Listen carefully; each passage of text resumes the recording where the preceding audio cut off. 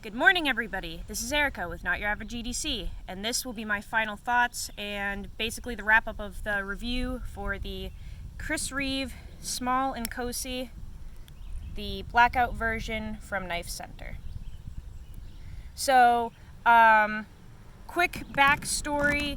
I've had this small Sebenza 21 for quite a while. This one's from 2016, and it's the best knife that I have in my collection in terms of construction and tolerances.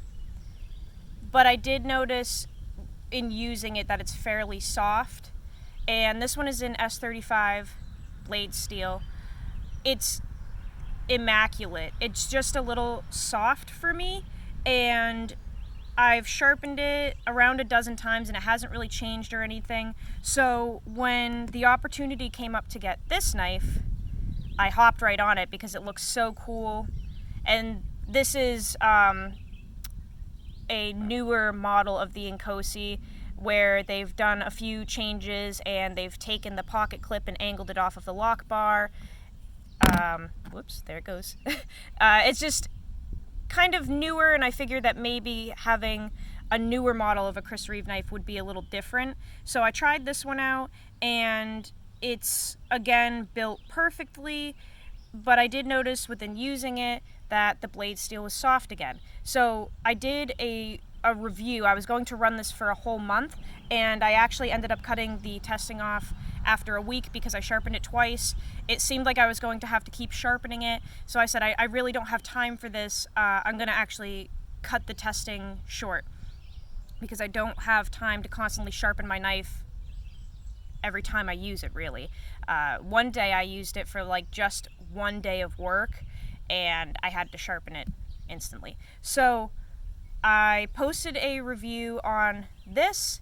We had a lot of comments, a lot of thoughts, and one person in particular DM'd me and said that I was wrong and I didn't give it enough time, and they had a lot of scientific facts as to why I was wrong, and basically at the end of the message they gave me a challenge to sharpen the knife 3 more times for a total of 5 times, and then change the edge angle to 15 degrees per side, and that should make the knife work better for me.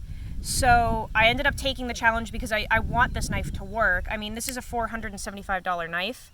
I want it to work for me. It just didn't. So I took the challenge and I sharpened it 3 more times. The other night I did the final sharpening. I changed the angle per side to 15 degrees. I got confirmation. I posted a picture on my story of my tool, my angle measuring tool on the blade to confirm that we had 30 degrees total.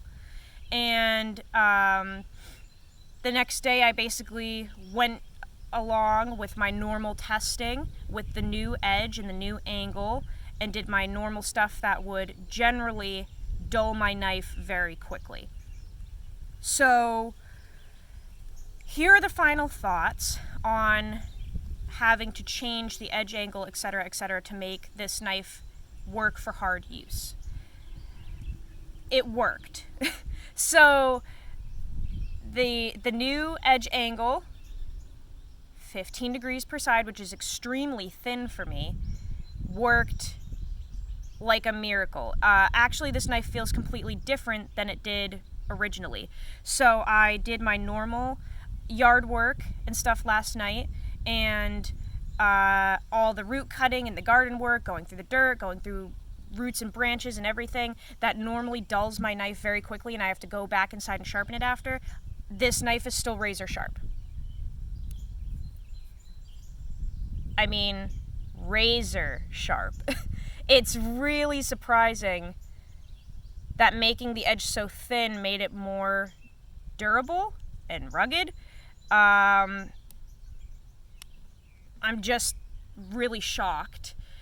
So the person that told me to do all these things was right. If you put a thinner edge on a Reeve knife and sharpen it a few times, it does improve the edge like a lot. I mean, like I said, it feels like a different knife. It's performing differently. I can't actually believe how durable this is now.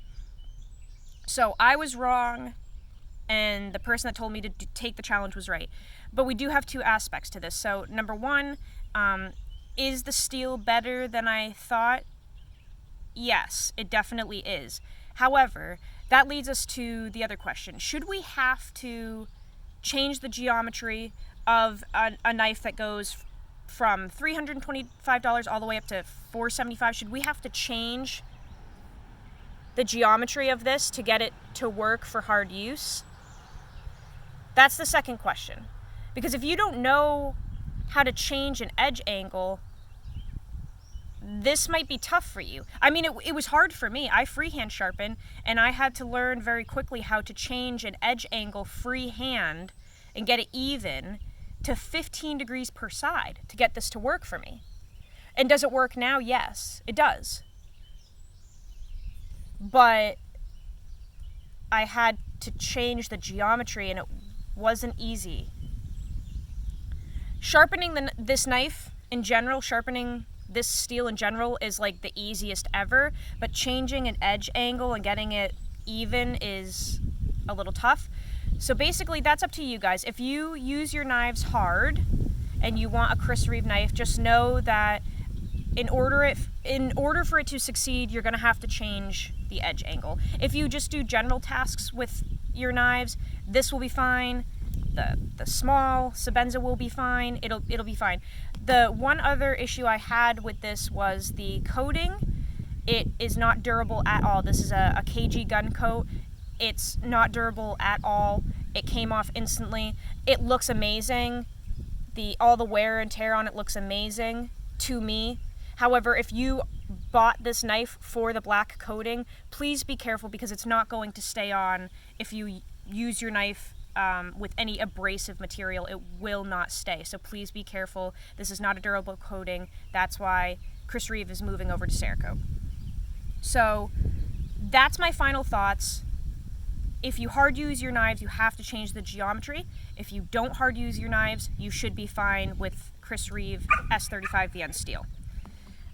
With that being said, the testing is concluded, and I did a quick poll on my story last night asking if I should just carry the Inkosi for the rest of the month, even though the testing is already done, or if we should utilize that time to actually compare it head to head with Chris Reeve S45.